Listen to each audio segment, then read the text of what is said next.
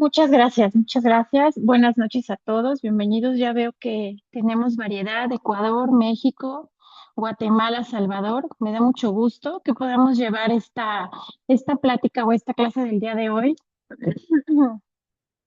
allá, ¿no? Que podamos llevar información y que podamos generar dudas, debates y dar respuestas a preguntas que se puedan ir generando. Y pues bueno, hoy vamos a hablar en cómo vamos a detectar amenazas antes de que ocurra un delito, ¿no?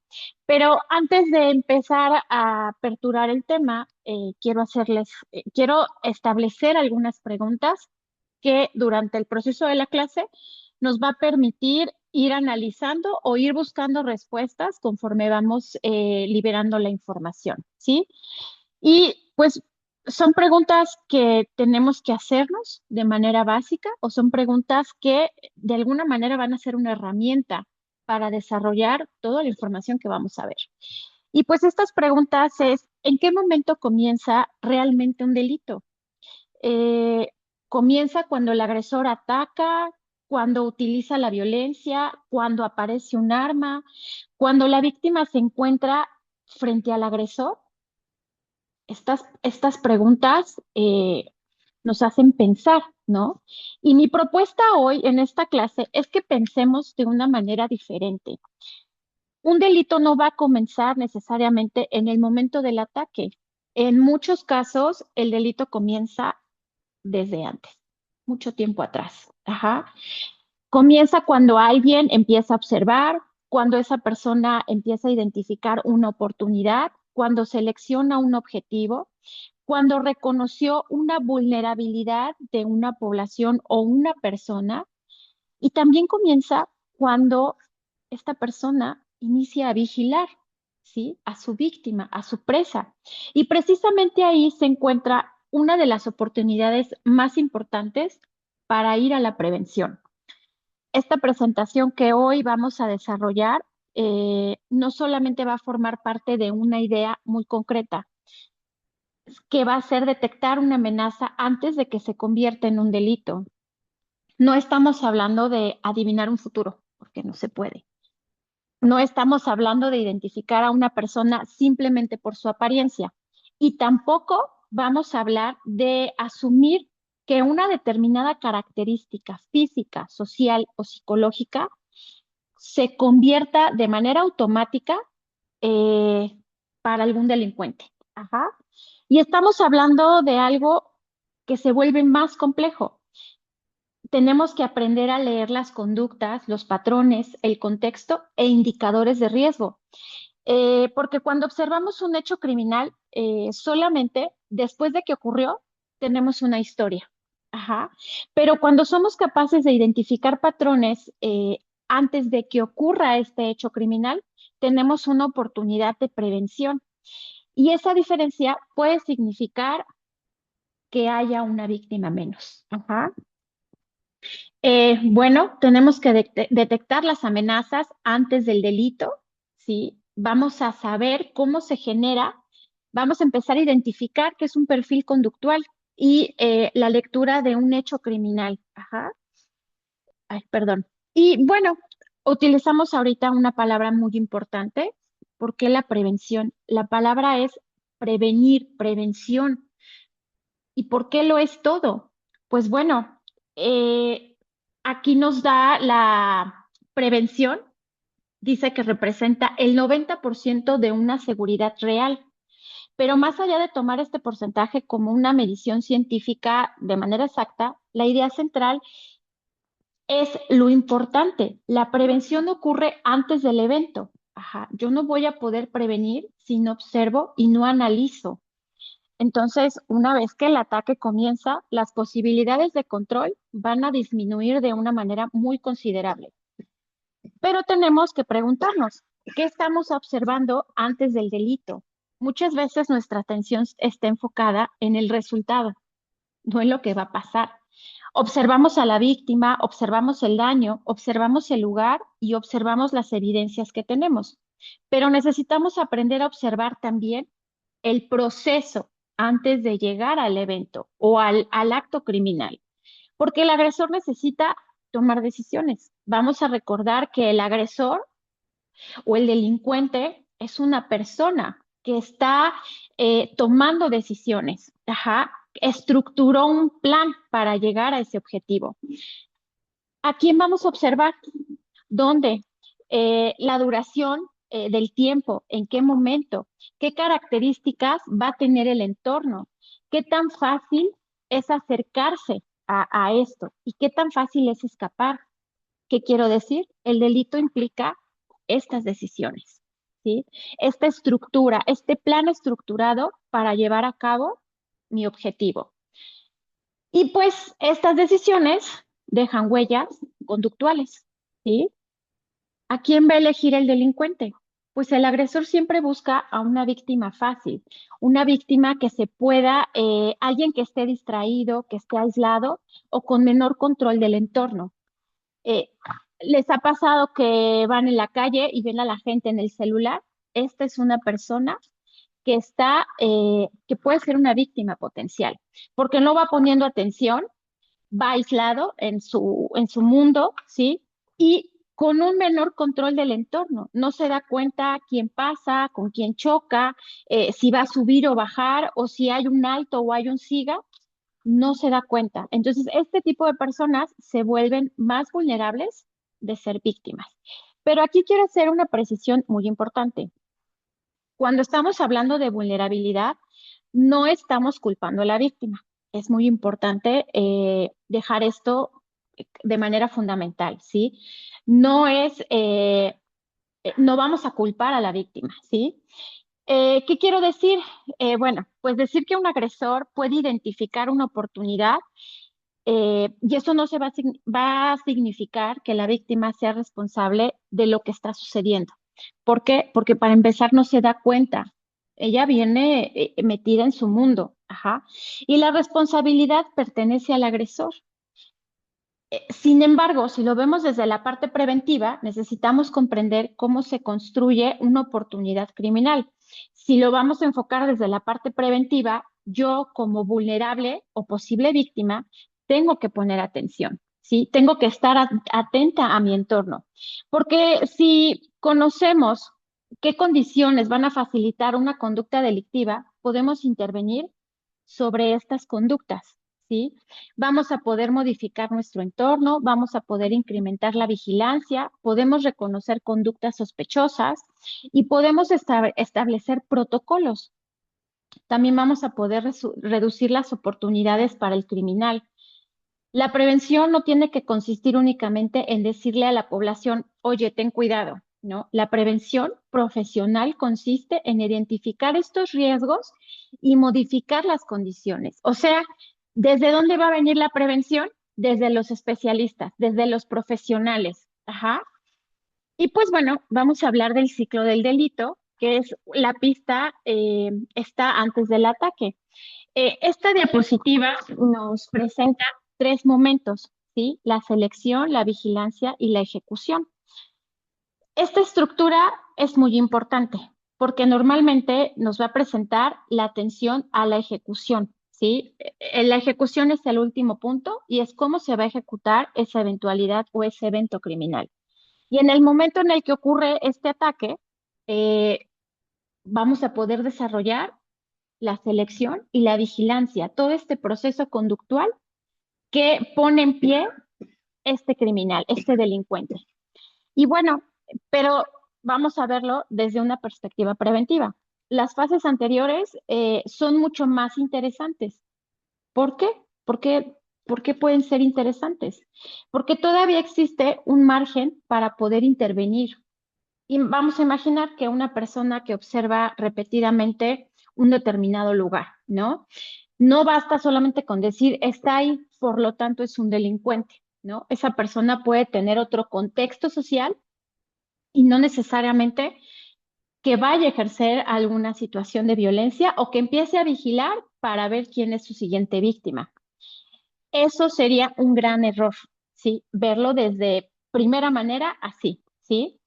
Y la presencia aislada no va a constituir de manera necesaria una amenaza, pero vamos a imaginar que además esto se vuelve repetitivo, ¿sí? Esa persona se pone en la misma zona, mismo horario, atención dirigida hacia determinadas personas, cambios de posición, un seguimiento, intentos de establecer un contacto. Y de manera posterior aparece una conducta que coincide con un patrón criminal previamente identificado. Ajá. Entonces ya no estamos ante un dato aislado. Tenemos que comenzar a conectar toda la información. Y esta es una de las ideas centrales que tenemos en esta presentación, en esta clase el día de hoy. El patrón puede ser más importante que un evento aislado. Ajá. Ahí es donde empezamos a darnos cuenta que hay conductas repetitivas. Ujú. Y pues el delito no ocurre de una manera espontánea. Existe una secuencia observable, pero observable hacia nosotros como sociedad y como profesionales, ¿sí? ¿Qué va a hacer el agresor? Pues va a seleccionar, va a planear y luego actúa. La ventana de oportunidad para la prevención está en las dos primeras fases. El agresor selecciona a su víctima y planea. ¿Qué quiere decir planea? Que está estructurando el momento de ataque. Ajá. Y bueno, tenemos esta diapositiva que nos habla del punto ciego y la fase de vigilancia. Esta diapositiva nos da pues dos enfoques distintos y es la fase de la vigilancia. ¿Por qué puede convertirse en un punto ciego? Ajá. Porque puede observar y no de manera necesaria va a aparecer una conducta criminal. Una persona va a poder esperar, puede caminar, puede utilizar su teléfono, puede mirar alrededor, puede permanecer en un vehículo. Y si esa persona lo hace solamente una vez, pues no podría ser un patrón repetitivo, ¿no? Solamente fue una ocasión. Pero todas estas conductas pueden ser normales, ¿no? De una persona que vino, se paró aquí, llamó por teléfono, estuvo esperando, miró alrededor, estuvo buscando a alguien, o puede estacionarse en su vehículo porque está esperando que llegue una persona para, para poderse ir. Ajá. ¿Y qué pasa? ¿Qué puede diferenciar una conducta cotidiana de un indicador de amenaza? Todo el contexto. Y también la repetición, las combinaciones de conducta, la relación con un objetivo y la evolución del comportamiento. Por eso es muy importante analizar o crear análisis conductuales, no solamente como un protocolo, ¿no? Y no para preguntarnos de manera única qué está haciendo esta persona ahí o qué hace esta persona aquí. Ajá. Más bien, hay que cambiar el enfoque de la pregunta. ¿Qué significa esta conducta dentro de este contexto? ¿Esta persona está esperando a alguien o está vigilando a alguien? ¿Cuántas veces lo he visto? ¿Cuántas veces este, se ha repetido ese patrón? Ajá. Y esta pregunta o este cambio de pregunta es muy fundamental porque el comportamiento humano solamente puede interpretarse de manera adecuada cuando empezamos a entender el contexto. Ujú. Y bueno, cuando el patrón todavía puede leerse, pues durante un planteamiento el agresor ya tiene definido su objetivo, ya decidió quién va a ser su víctima, pero antes de ejecutar tiene que observar, ¿sí? Tiene que ser observado esa víctima para saber cuál va a ser el momento de ataque. Y pues la presencia repetida, su posición y su atención son señales observables, ¿sí? Nosotros como sociedad o como profesionales podemos darnos cuenta de estas conductas repetidas. Y una vez iniciado el ataque, pues la posibilidad de interrupción cae debajo de un 5%, o sea, es nada, ¿no? ¿Cuántos ataques se han logrado detener? Pues no, ¿no? En realidad son muy pocos, pero actuar en esta etapa es extremadamente arriesgado. Por eso la detección temprana es la única estrategia eficaz, ¿sí? La prevención, guiar a la población, hacerles saber, obviamente como profesionales del tema de la parte forense, es importante crear estrategias preventivas para la población. ¿Qué tienen que hacer? ¿Cómo deben, cuál es el cuidado que deben de tener? Y pues bueno, tenemos un caso de estudio y este caso, pues me parece muy interesante porque pues es un violador serial del Cajón de Maipo. Y pues bueno, este presunto violador serial de Chile es especialmente relevante desde la psicología forense y la criminología porque presenta un patrón, perdón, conductual repetitivo y según la Fiscalía de Chile, una progresión de la violencia, o sea, que fue aumentando su violencia hacia sus víctimas. Y pues bueno, ¿qué sabemos del caso? ¿No? Esto sucede en julio del 26. Es un hombre de 28 años, identificado en los medios, pues bueno, su nombre Ignacio Cabello, y él quedó en prisión preventiva después de ser formalizado por su presunta participación en al menos 4 agresiones. Ahí vemos que dice que son 4 víctimas confirmadas. Y esto ocurre entre junio y julio del 2026 en la zona de San José Maipo, ¿sí? La Fiscalía también proporciona información de la investigación, dentro de la investigación, que puede haber un quinto hecho, o sea, una quinta víctima. Pero de acuerdo a todos los antecedentes que difunden sobre este violador serial, eh, el imputado no tenía antecedentes policiales previos, sí, estaba limpio. No había algo que dijera que ya había repetido esas conductas y era descrito como un profesional del área informática. Ahorita vamos a ver por qué esto es relevante. Es importante señalar que se trata de una persona imputada, por lo que jurídicamente debe mantenerse la presunción de inocencia mientras continúe el proceso. Ajá. ¿Cuál es este modo operandi que vamos a poder observar?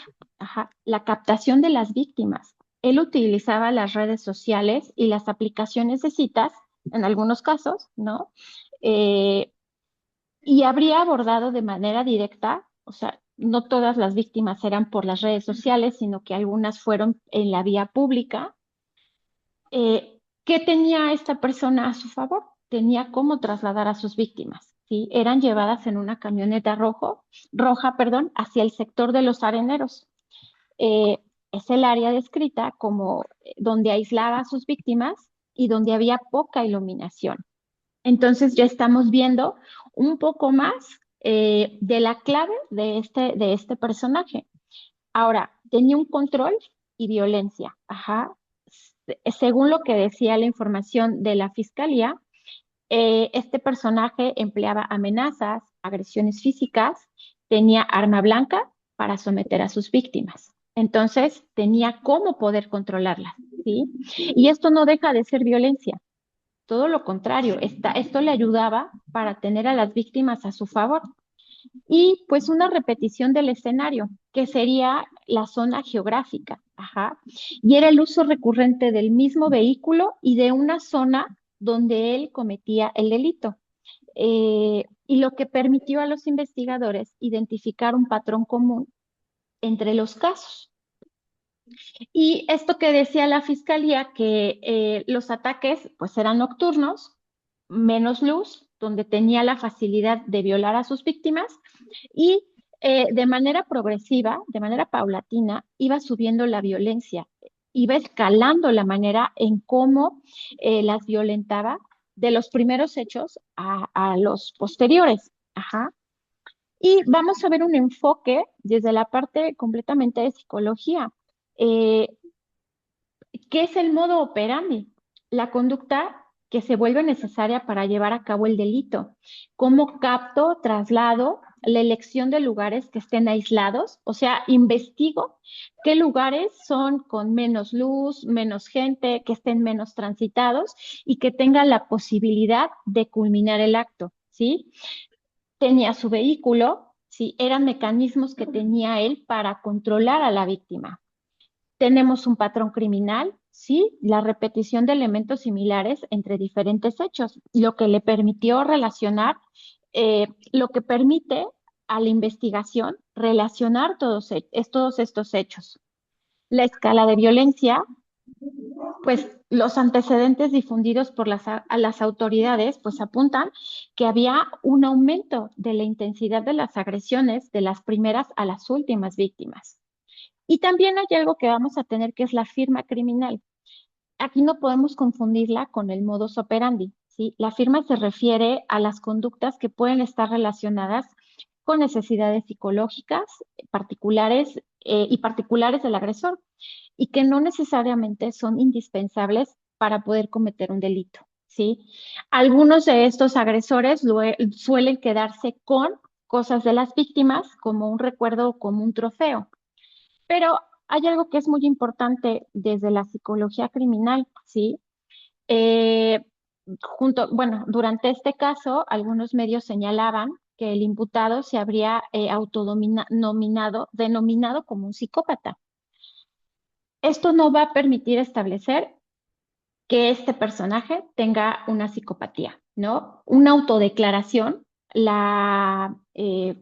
que haga que diga soy un psicópata, ¿no? La extrema violencia o la comisión repetida de estos delitos sexuales no van a constituir por sí misma un diagnóstico clínico forense.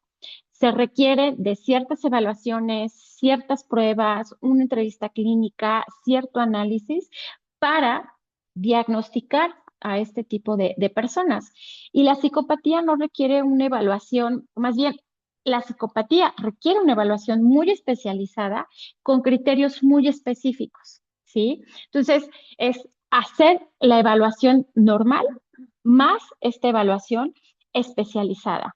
Y pues bueno, sale la opinión también de un especialista del Instituto de Criminología en Chile, donde señala que es un error asumir que las agresiones sexuales necesariamente tengan como una explicación una gratificación sexual.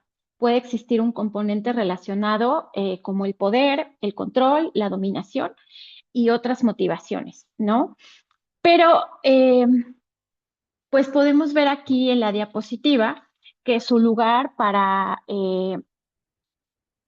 agredir o llevar a cabo su acto criminal era un lugar muy específico, ¿no? Ya vimos que este lugar tenía poca luz, estaba poco transitado, entonces para él era muy benéfico. Su periodo fue de junio a julio, 4 víctimas confirmadas, no se supo de la quinta, y esas eran las claves que nos ayudaban a identificar. Y aquí tenemos algo fundamental. Ajá. Esta información aparentemente comienza a convertirse en un patrón. ¿Por qué? Porque tenemos víctimas, tenemos la ubicación, tenemos los horarios, tenemos un vehículo, tenemos una forma de contacto, ¿sí? Las redes sociales o de manera personal en la vía pública. Eh, pero si observamos cada elemento de manera independiente, probablemente no tengamos suficiente información, sino empezamos a armar un caso, ¿no? Una hipótesis. Eh, ¿Qué es importante aquí? Conectar todos los elementos para poder empezar a crear una investigación. Y aquí quiero introducir una palabra muy importante, patrón. ¿Qué es un patrón? Es una repetición significativa de características. ¿Sí? Una investigación criminal va a poder identificar patrones que nos permitan formular hipótesis. Y las hipótesis van a permitir orientar recursos. Esto no significa que el análisis conductual permita afirmar de manera automática, ¿no? Esta persona es culpable. No. Significa que tenemos indicadores que justifican una línea de investigación, o sea, que tenemos información a favor para comenzar esta investigación. Esa diferencia tiene que ser fundamental desde el punto de vista profesional y jurídico, ¿sí? Y pues bueno, eh, del delito al indicador de amenaza. Aquí la diapositiva podemos ver que tenemos 5 puntos, ¿no? Pero explica que el análisis de los patrones comunes nos va a permitir orientar, dar un seguimiento y que la identificación de estos patrones contribuye a anticipar un nuevo evento. Ajá.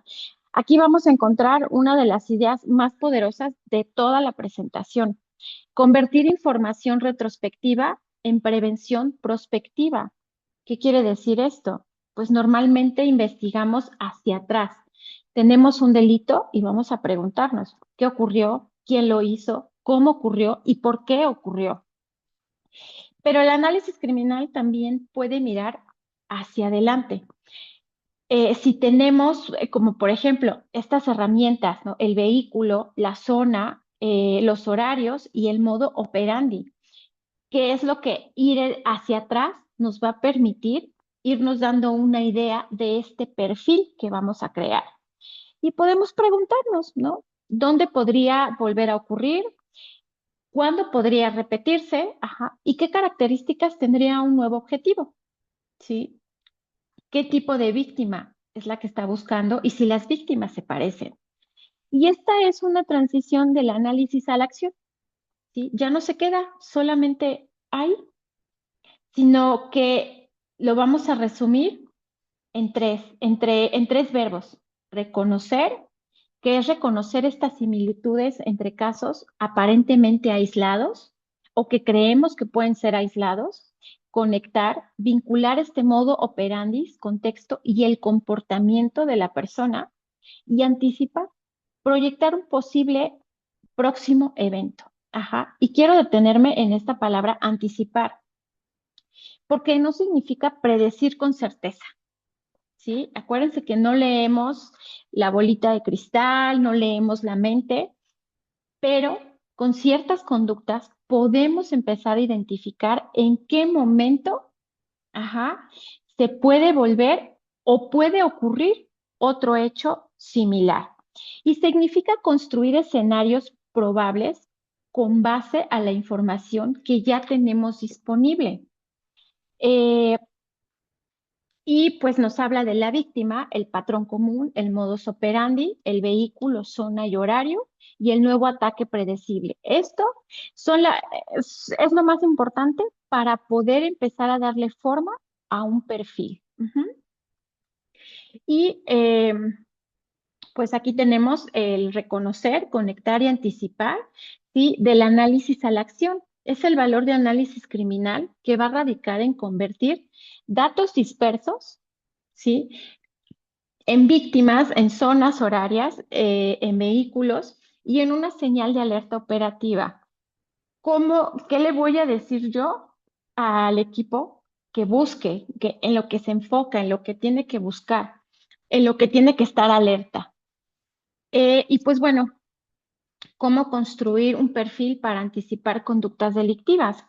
Eh, este punto me gusta mucho y voy a darles dos sugerencias. Hay un libro que se llama Perfiles Criminales o Perfil Criminal de Vicente Garrido Genovés. Él ahí explica poco a poco cómo se va creando, por ejemplo, un psicópata, un sociópata, los niños que comienzan a crear estas conductas delictivas desde pequeños. eh, Habla de una triada, ¿no? Que son personas o son niños que les gusta mucho el fuego, lastimar animales y que tienen enuresis, que es hacerse pipí de manera constante en la cama por algún miedo. Entonces, este criminólogo, Vicente Garrido Genovés, tiene diversos libros, pero este está más enfocado como al cómo crear una perfilación criminal. Y se me hace un buen libro. Creo que tiene muchas herramientas de identificación que pueden ayudar a que podamos desarrollar de manera responsable también este tema de los perfiles, ¿sí? Y la serie de My Hunter, que ya tiene 2 temporadas y es como el FBI comenzó la unidad de análisis conductual, entrevistando a ciertos asesinos en serie, violadores y todo esto, lo que les permite a ellos iniciar como fundar este espacio dentro del FBI y que hoy en día es súper utilizada estas técnicas y pues hasta tienen su área, ¿no? Entonces, creo que estas dos pueden ayudarnos a enfocarnos un poco en el tema de la perfilación conductual. Y pues bueno, aquí en la diapositiva estamos planteando que construir un banco de perfiles conductuales nos puede permitir identificar estos patrones repetidos y anticipar movimientos para aclarar algo esencial. Esta frase, esto que les acabo de decir, lo podemos ver cómo lo hacen en la serie de My Hunter. Ajá, cómo van creando estos perfiles para identificar ciertos patrones, lo que les ayuda a resolver otros casos. Entonces, no se va a tratar de adivinar, sino de leer estos indicios con metodología, ¿sí? Ya saber y tener evidencia científica de estas conductas, ¿sí? Y esta frase debería acompañar cualquier trabajo de análisis conductual, porque existe un enorme riesgo cuando hablamos de perfiles criminales, confundir el perfilamiento con etiquetamiento, ¿sí? O sea, ponerle una etiqueta a una persona. Y no estoy realizando un perfil, estoy etiquetando a esa persona. Pero un perfil no debe convertirse en esta persona parece peligrosa, eso no es un análisis, puede ser un prejuicio. Ajá. Y lo que yo tengo que hacer de manera profesional es analizar las circunstancias, la situación, las conductas. Y el perfil conductual serio se construye a partir de las conductas que observamos, los patrones, el contexto, el modo operandi, la elección de las víctimas, las interacciones, las secuencias de acciones y características de los hechos. Sí, no lo vamos a hacer a partir de esta persona se ve sospechosa, ¿no? Esta persona habla raro, parece agresivo, tiene determinadas apariencias. Tenemos que separar estas dos cuestiones, ¿sí? No podemos aplicar la intuición en lo que puede ser una evidencia conductual. ¿Sí? No puedo decir, es que esta persona me genera inquietud, se ve muy sospechosa, entonces por lo tanto puede ser un delincuente, porque si no, vamos a etiquetar. Ujú. Y el objetivo de crear un perfil es construir estos bancos de perfiles conductuales, de tener la información, de saber de qué manera van evolucionando también los criminales. La evidencia conductual, pues son estas evidencias psicológicas y conductuales que han sido generadas a base de hipótesis sólidas, que han sido comprobadas. También hay otro escritor que se llama Robert Hert. Él hizo una escala, él creó la escala de psicopatía. Entonces, y de hecho, para poder aplicarla tienes que pasar varios filtros, pedirle permiso para poder utilizar su prueba y pues poder saber si la persona a la que estás analizando, entrevistando, es una persona psicópata. Entonces, también Robert Hert está como en esta parte de la perfilación y pues bueno, tiene mucha, eh, tiene mucha investigación sobre este caso. Y pues bueno, vamos a enfocarnos ahora en la evidencia conductual. Y aquí estamos viendo que plantea que las evidencias psicológicas y conductuales van a permitir generar las hipótesis, ¿sí? Aunque no constituyan por sí mismas las evidencias físicas. Esto es para tener esta línea de investigación. Van a ser fundamentales para anticipar las acciones. ¿Qué acciones voy a tomar ante esta hipótesis, ante esta información que yo tengo? Y esto nos va a llevar a reflexionar, ¿podemos estudiar un delito sin estudiar el comportamiento humano? La respuesta va a ser no, porque detrás de cualquier delito existen decisiones humanas. Acuérdense que también son humanos que están estructurando y planificando para llegar a un objetivo. Alguien eligió, alguien planificó, alguien actuó, alguien modificó su conducta frente a determinadas circunstancias, pero esas decisiones van a dejar la información que vamos a requerir para crear esa hipótesis. Ujú. El análisis conductual intenta interpretar esa información, ¿no? Lo que eligió, lo que planificó, lo que actuó, la modificación de conducta hacia esas circunstancias, ¿sí? Pero vamos a ver o nos vamos a dar cuenta que todo esto tiene que aplicar una metodología rigurosa y no se va a tratar de diagnosticar al delincuente. No se trata tampoco de justificarlo. No se trata tampoco de convertir la psicología en una herramienta para etiquetar personas. sino que se trata y tenemos que usarla para comprender el acto. ¿Qué hizo? ¿Cómo lo hizo? ¿Qué eligió? ¿Qué evitó? ¿Y qué patrón puede revelar esa conducta que está generando? ¿Sí? Y bueno, tenemos este círculo que dice observación de patrones, recolección de evidencia conductual, formulación de hipótesis, predicción del próximo movimiento e intervención preventiva. ¿Sí? Si yo resuelvo o analizo una situación, ¿qué herramientas preventivas voy a crear para la población? ¿Sí? Y pues bueno, aquí nos sale esta diapositiva donde podemos capturarlos a los más buscados de nuestro país. Y dice, el éxito de la prevención no se mide por cuántos delitos vamos a investigar, sino por cuántos nunca llegaron a ocurrir, ¿sí? O sea, cuánta prevención se invirtió para evitar que hubiera delitos, ¿sí? Y pues ¿qué nos va a servir?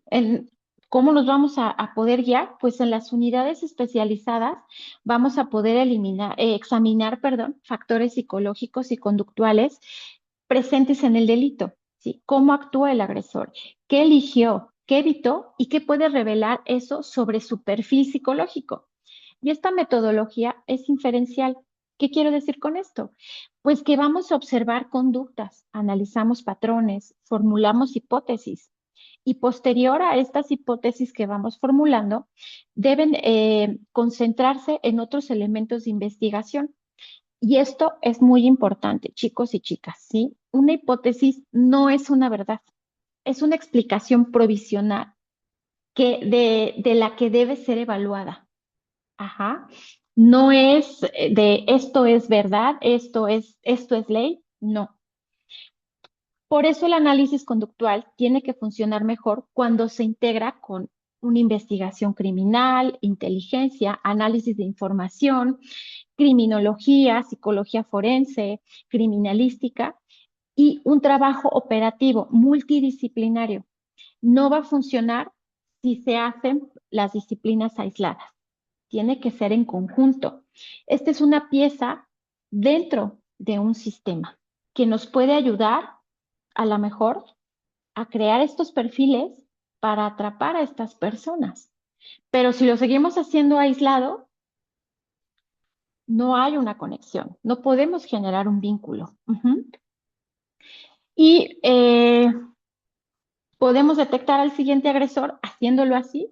¿Podremos capturar a los más buscados de nuestro país? Pues podemos decir a estas alturas con esta información simplemente sí o no, pero la verdadera pregunta debería de ser, ¿qué información estamos dejando de conectar? ¿Qué pasa cuando creamos un perfil?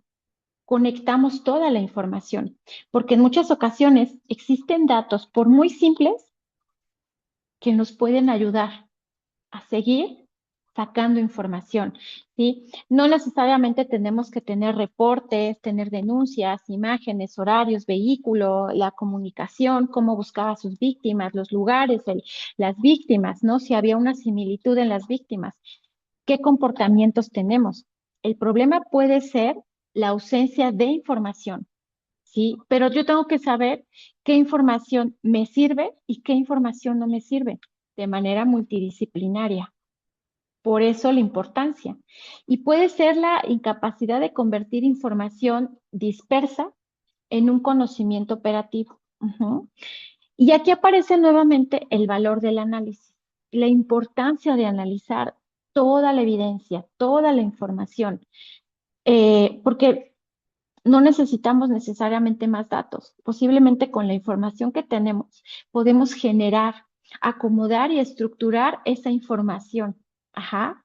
Y no necesitamos mejores conexiones entre los datos que ya tenemos, sino cómo estamos vinculando toda esa información. Eh, y pues bueno, vamos a tener esta prevención como una responsabilidad, pero me gustaría que viéramos esta parte de la prevención como una responsabilidad de todos, no solamente de algunas personas, de los profesionales, eh, de todos, ¿no? La parte social, los profesionales, todas las personas que coexistimos, es una responsabilidad que tenemos. ¿Por qué? Porque la prevención ocurre antes del delito. antes de ese evento criminal. Y esto implica una responsabilidad compartida. Todas las instituciones tienen que desarrollar estos protocolos de atención, pero también los investigadores tienen que buscarle un significado al analizar estos patrones. Para los profesionales de seguridad significa aprender a identificar indicadores. ¿Qué son los indicadores? Estas cuestiones repetidas. Esta persona está parada ahí, ya lo vi varias veces. Estos son estos indicadores de un hecho delictivo. Pero los especialistas en psicología tienen que comprender el comportamiento sin caer en estereotipos, ¿sí? Hacer un trabajo profesional para identificar y crear un perfil. Pero la sociedad tiene que desarrollar una conciencia situacional, darse cuenta que estamos ante un problema público y que si no empezamos a prevenir, va a seguir habiendo muchos eventos criminales, ¿sí? Y para todos nosotros significa aprender a hacer una pregunta diferente, ¿no? ¿Qué ocurrió? Es la pregunta tan simple que siempre nos hacemos, pero ¿por qué no preguntarnos qué estaba ocurriendo antes de este evento criminal? Porque muchas veces la respuesta que buscamos después de un delito estaba presente antes de que ocurriera y no nos dimos cuenta hasta que pasa, ¿sí? Logramos analizar. Y pues bueno, tenemos que el análisis conductual aplica en las agresiones sexuales, en los asaltos, crímenes en serie, secuestros, homicidios. Y yo aquí metería el tema del crimen organizado, ¿sí? De las sectas. Eh, Son hechos que generan crímenes delictivos, ¿sí? Y que podemos comprender estos hechos para analizar o sea, perdón, que lo repita, crear un análisis conductual, ¿sí? Entonces, hay que identificar y examinar estos factores psicológicos y conductuales, qué son repetidos, por qué son repetitivos y qué me está diciendo esta conducta. Y pues bueno, para cerrar, me gustaría cerrar con una frase y bueno, pues detectar amenazas no es esperar a la próxima víctima, ¿no? Quedarme sentado y esperar a esa víctima. Es reconocer cuando los patrones del pasado permiten anticipar el próximo evento. ¿Cómo? Con un perfil criminal. Y creo que esta frase puede resumir perfectamente el objetivo de esta clase, ¿sí? La prevención no significa vivir con miedo, no significa sospechar de todo el mundo, no significa convertir la vida cotidiana en una búsqueda permanente de amenazas, ¿sí? Significa desarrollar capacidades de observación, aprender a distinguir una conducta aislada de un patrón, aprender a conectar la información, aprender a formular hipótesis, esto es para los profesionales, y sobre todo, aprender a intervenir antes de, porque cuando analizamos un delito después de que ocurrió, podemos explicar lo sucedido, pero cuando identificamos este patrón antes de que ocurra, podemos cambiar la historia. Y quizá esa sea la verdadera función de un análisis conductual, ¿sí? Esa es la función o la labor que tiene un análisis conductual. No solamente comprender al agresor, sino utilizar el conocimiento sobre su conducta para proteger a quienes podrían convertirse en las próximas víctimas.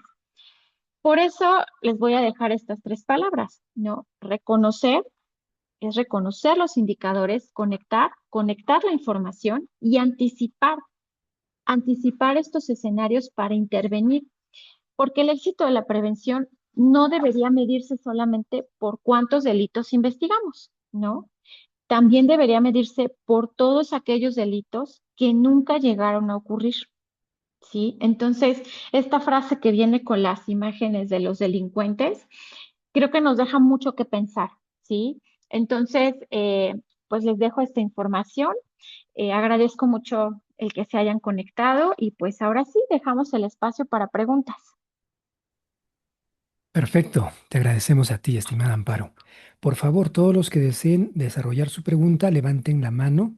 Así tenemos cierta orden, por favor, para poder ir paulatinamente resolviendo todas sus dudas y consultas. ¿Sí? ¿De acuerdo? Ujú. Entonces empezamos con Luis. Luis de la Cruz, por favor. Adelante.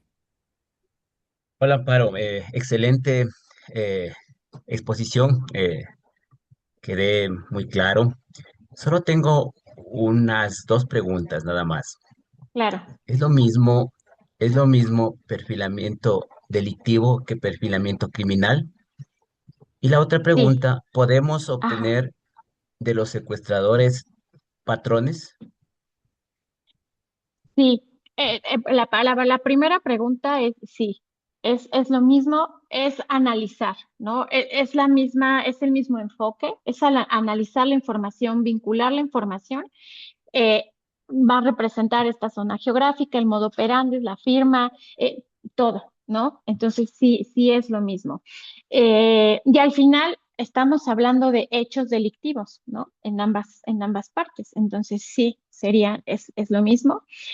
Y la otra con los secuestradores, sí, también, aunque como los asesinos en serie, perdón, puede cambiar mucho, por ejemplo, la zona geográfica, la manera de hacerlo. Por ejemplo, aquí en México teníamos al mocha orejas, eh, se repiten patrones, ¿no? O sea, la manera en cómo veían a sus víctimas, cómo las encontraban, buscaban personas con mucho dinero, que tuvieran como una rutina muy apegada, ¿no? Donde estuvieran cuidados o protegidos. Ahí es donde los, estas personas pueden cometer el acto.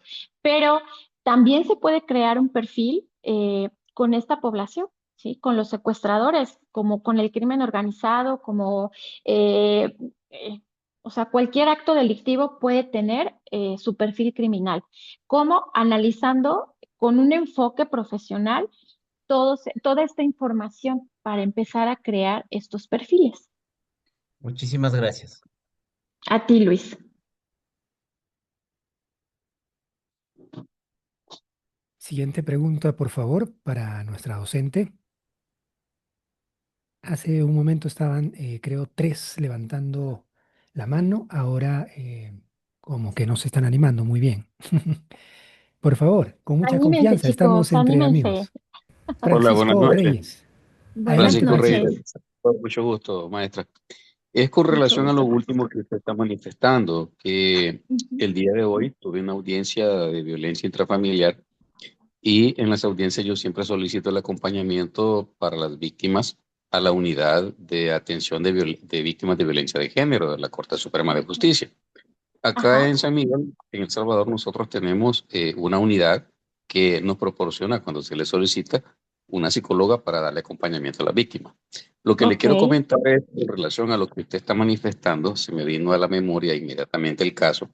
Esta semana, en un departamento del occidente de nuestro país, un hombre cometió un feminicidio en contra de su compañera de vida.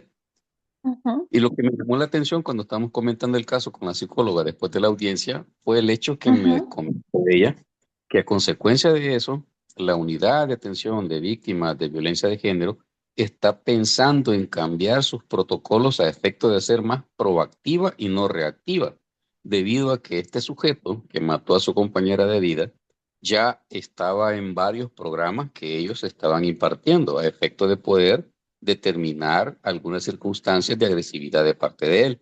Ya ok. había atacado, ya había atacado con anterioridad a la víctima, ya le había propinado golpiza, ya, en fin, había iniciado Ujú, procesos y por aquel apego emocional o económico que la víctima tenía, pues independientemente, los procesos no culminaban bien para ella.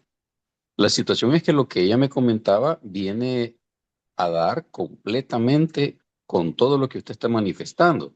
Y a consecuencia de ello, la unidad de atención a víctimas de violencia de género está pensando en cambiar totalmente su protocolo y sugerir inclusive algunas reformas a la ley de violencia intrafamiliar para que este tipo de hechos no terminen de esa manera. Porque teniendo los conocimientos prácticos que usted ha expresado para perfilar las posibles consecuencias de manera proactiva, y no reactiva, ujú, estaríamos salvando a muchas víctimas de un delito de feminicidio. ujú. Entonces, la situación es esa. ¿Será posible establecer ese tipo de patrones en una víctima de violencia intrafamiliar que puede, bueno, ella a mí lo que se me vino a la cabeza fue que tal vez ella, la víctima, que ahora en paz descanse, tenía una especie de síndrome de Estocolmo bastante arraigado. Y aparte de eso, el sujeto tenía patrones, como usted los dijo, pero el problema es que acá los sistemas no son, como le repito, proactivos, sino que reaccionan hasta Ujú, después que el hecho de violencia ha ocurrido. ¿Cómo se puede ujú. mejorar esta circunstancia para poder ser más proactivos y evitar el resultado fatal? Ok. ¿De dónde eres, Francisco? ¿De dónde nos visitas? Específicamente de El Salvador, de la zona oriental de El Salvador. Salvador. Son de Ok. pasa, sí. Por esa razón le Mira, comento. sí, me parece muy interesante lo que estás proponiendo porque también los agresores y las víctimas tienen que tener su propio análisis conductual, ¿sí? ¿Y qué pasa muchas veces cuando es violencia familiar o intrafamiliar? Eh, el agresor destroza a su víctima psicológicamente. ¿Qué sucede? Que la víctima se cree incapaz de poder hacer, solucionar, resolver, hacer su vida, salir adelante, si hay hijos o no hay hijos. Y muchas veces las redes de apoyo de las víctimas las dejan por el mismo proceso de te dejo, regreso, y que esto se vuelve cansado. Eh, pero también está esta parte de este perfil sobre el agresor, ¿sí? Son personas que alguna vez una colega me decía, es que así saben amar. No, no es amor. No, aprendieron que tenían que contestar y dominar, ejercer poder en su víctima de esa manera. ¿Por qué? Porque no les gusta estar solo, porque no les gusta perder el poder. ¿Qué pasa cuando una víctima definitivamente decide ya no regresar a ese caso? Se destruye. En ocasiones pueden terminar quitándose la vida a los agresores porque ya no pueden seguir ejerciendo el poder sobre sus víctimas. Pero es muy interesante porque pues la cultura latinoamericana tiende a tener este tipo de conductas en las mujeres, ¿no? Es que pobrecito se va a quedar solo, necesito regresar con él. ¿Qué hay que hacer aquí? Trabajar en la prevención, generar estrategias preventivas tanto para las mujeres como para los agresores, porque también hay que ser sinceros. Hay hombres que también viven violencia de género y les va mal, ¿no? O sea, y se la pasan mal. Pero ¿qué tenemos que hacer? Crear estrategias de prevención, crear estrategias comunitarias para ayudar a ambos géneros y hacerles saber que no está bien este tipo de conductas, ¿no? Pero sí es importante también analizar cómo están manejando este perfil entre la víctima y el agresor. Muchas veces no es que sean, por ejemplo, que tengan el síndrome de Estocolmo o que tengan alguna enfermedad mental o que haya algún trastorno. Se presentan ciertos rasgos de personalidad que hacen que las personas sigan ahí involucradas. Pero, o sea, es identificar, ¿no? Y la mayoría, por ejemplo, aquí en México, la mayoría de los rasgos de personalidad de los agresores son antisociales, ¿sí? Y las mujeres presentan el trastorno límite de la personalidad, que es pégame, pero no me dejes, ¿no?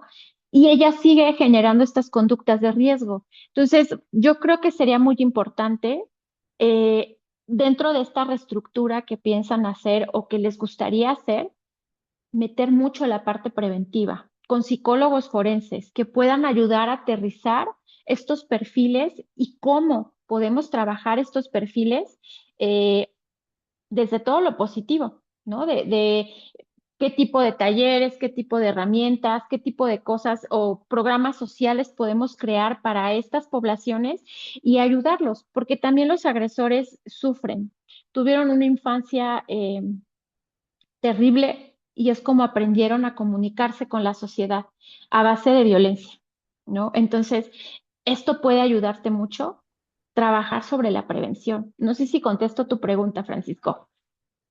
Sí, maestra, pero yo me refería más que todo no solamente a nivel micro, sino que a nivel macro, desarrollando un protocolo que sea estandarizado para que a nivel nacional se pueda observar ciertos patrones conductuales y evitar este resultado fatal. Pero sí, lo que usted dice tiene toda la razón. Hay que trabajar en la prevención. Gracias. Sí, no, a ti, te agradezco mucho, Francisco. Perfecto, gracias por las consultas. Ha levantado la mano Marco. Adelante, Marco, te escuchamos. Sí, buenas noches, Marco Urdiales desde Ecuador. Buenas Excelente, noches. excelente la presentación.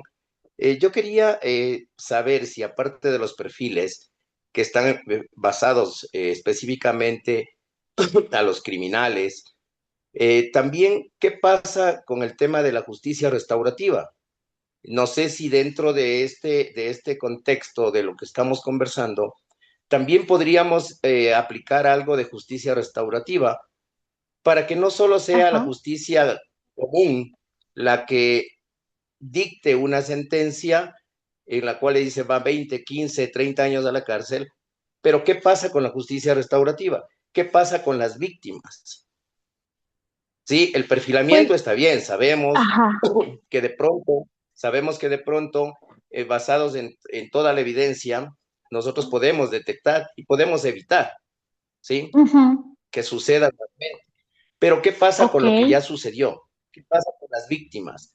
Es una pregunta que no sé si es que viene al tema que estamos conversando, pero sí me inquieta, me intriga el tema, que solo nos basamos a la justicia civil, a la justicia, a las leyes, pero ¿qué pasa con la justicia restaurativa? Ok, mira, el tema de la justicia restaurativa es cómo aborda el juez o el Ministerio Público el delito, ¿no? ¿Cómo está considerando este daño hacia la víctima? Y muchas veces, hay que ser sinceros, porque muchas veces la parte legal, los jueces o los ministerios públicos clasifican el delito como quieren, ¿no? Si era un delito, ellos deciden no, porque así no va a funcionar y entonces ahí se fractura la justicia restaurativa, porque la justicia restaurativa tiene que comprender esta parte de eh, este delito y se tiene que pagar de esta manera o se tiene que reparar el daño que causó el agresor con la víctima de esta manera. Y muchas veces el Ministerio Público o estas instancias legales ya tienen como un marco de, por ejemplo, cuál es la multa, ¿no? Si te vas preso por 36, 48 horas, pero ya queda ese registro. Entonces, desde que empieza esta fractura en el sistema legal, pues ya no tenemos una justicia que va a restaurar a la víctima, ¿no? Porque muchas veces también el tema de salud mental es como, no, no, o sea, nada más ve el peritaje y ya, ¿no? Esto nos tiene que decir cuáles son las alteraciones y cuál va a ser el monto de la multa y lo que se tiene que pagar. Pero también está la responsabilidad de y las necesidades de la comunidad. ¿Qué estamos viendo y en dónde está dañada toda esta comunidad? Ajá. Si queremos hacer que este tema de la justicia eh, sea tal cual y que yo tenga una justicia de manera plena, ¿qué tengo que hacer como sociedad? ¿Sí? Porque también llegamos y decimos, o la limitamos a determinar cuál es el castigo que me pone el Ministerio Público, ¿no? O sea, cuál es ese delito que va a evaluar. Y, por ejemplo, aquí en México, la violencia familiar no es un delito que se persigue, es un delito de querella. O sea, que se van a presentar ante el juez y van a dialogar y van a llegar a un acuerdo. Eso para mí no sería justicia, restaurativa ante una víctima que vivió una situación de violencia grave, ¿sí? También depende cómo el sistema legal observa este tema, cómo lo lleva a cabo y cómo nosotros como víctimas podemos ejercer que se lleve a cabo y tal cual esa justicia, ¿sí? ¿Y qué tenemos que incluir? Pues que sea el reconocimiento del daño causado, ¿sí? Que se reconozca como tal ese delito, la responsabilidad de quien cometió el delito, ¿sí? Y yo como víctima no decir, sí, lo castigo, ahorita quiero que lo castiguen y ya después de perdónenme, es que lo amo y ya no quiero que pase nada, ¿no? No quiero que entre a la cárcel porque está solito, no tiene familia también esto tiene que formar parte dentro de esta justicia, ¿sí? Porque yo no permito que la justicia haga su trabajo como tiene que ser. Entonces, hay que identificar ciertos factores que están dentro, qué es justicia restaurativa para la sociedad, qué es para la instancia legal y la persona que va a representar y lo que yo estoy solicitando. El representante legal que me esté llevando a solicitar, ¿no? Que sea justo lo que yo estoy pidiendo, que el daño pueda ser restaurado y de qué manera lo voy a restaurar. ¿Sí, Marco? Ok, ¿Sí? entendido. Muchísimas gracias. A usted. Amparo, una consulta, no sé si me escuchas, por favor. Sí, Patricio, ¿te escucho bien? Ya, Patricio Gómez desde Ecuador te saluda, un gusto, muy buenas noches, interesante la charla. Buenas Los noches. participantes también excelentes las preguntas. Ahora yo quiero hacerte una pregunta en la parte conceptual de un asesino en serie, como tú vienes hablando, ¿no? Puede ser un criminal, puede ser un violador, pero es un asesino en serie que comete actos repetitivos. En esta parte, en la parte profesional, ¿quién lo debería evaluar? ¿Un psicólogo o un psiquiatra forense? Ok. El psiquiatra es el que va a dar el diagnóstico del trastorno. eh, o sea, el psiquiatra da un diagnóstico. Puede aplicar ciertas técnicas que aplican los psicólogos forenses como pruebas, entrevistas clínicas, que permite que podamos ver los rasgos de personalidad que tiene esa persona. Dentro de la historia clínica vamos a conocer qué vivió ese niño o esa niña en su infancia, ¿sí? Si fueron conductas aprendidas, si en algún momento sufrió violación, de qué manera, si fue repetitivo, por cuántas personas. Entonces, ¿se puede hacer un trabajo multidisciplinario? Sí. Pero el psicólogo forense es el que se encarga de realizar todo este análisis social, eh, el deterioro de la salud mental, eh, es el psicólogo forense, por medio de pruebas y una entrevista estructurada o semiestructurada para obtener la información y poder realizar ese peritaje y decirle al juez, esta persona presenta tantos rasgos o tales rasgos, y verlo ya desde la parte jurídica si puede presentar eh,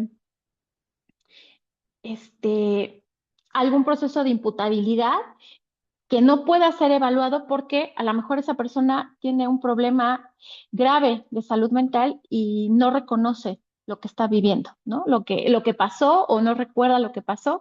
Ahí es donde entra también un psiquiatra y nos dice, sí, ¿sabes qué? Si hay una situación de salud, hay una enfermedad mental, cuál es la enfermedad mental y ofrecer qué tipo de tratamiento se le puede brindar a ese delincuente.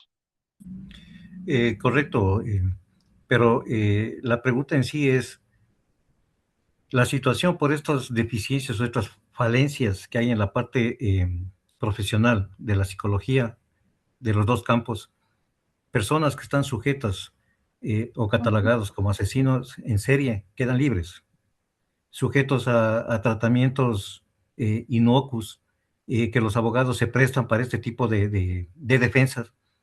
Y las ujú. víctimas terminan muchas veces con problemas psicológicos más serios que el del agresor y muchas veces con el desenlace fatal de una muerte. Sí, y es un tema muy grave eh, del sistema legal, ¿no? Aquí, por ejemplo, tengo un caso, les platico rápido el caso.